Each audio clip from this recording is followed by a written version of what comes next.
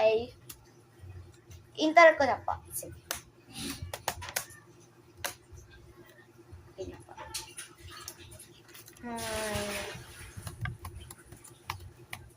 Bond paper.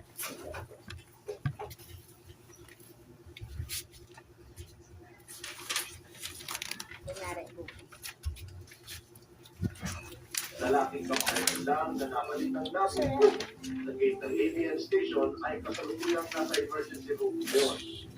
Dahil sa natamok saksak sa iba't ibang bahagi ng katawan, dahil sa pagtatanggol niya sa mga driver ng pampasaherong jeep na hinihilan ng smoke ng mga extortionist groups sa kanilang lugar.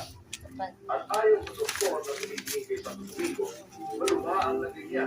Kamayan na ninyo ang mga susunod pang balita. Ngayon po sa pagpapalik ng ating programa. Doktor, salamat po. Kamusta na po ba yung ganyan? Okay po, Papi. Salamat, doktor. Wala naman. Sige. Okay.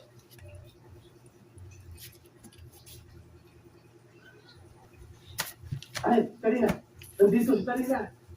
Nasaan? Sexy. Dali mo. Nasaan?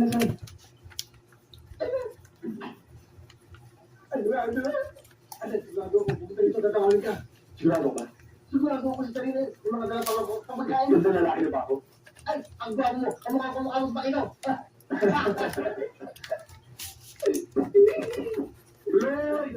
Tuloy.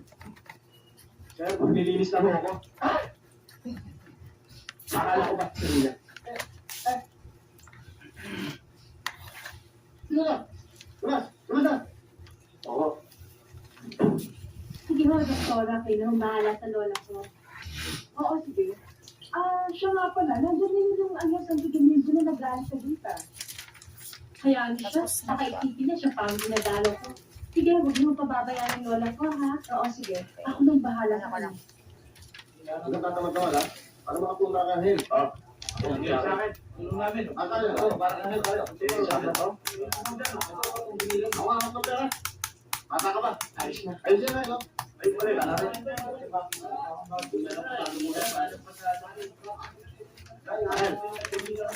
Pasensya ka na, Hel. Hindi na kami nakadalaw sa ito hospital, eh. Oo nga,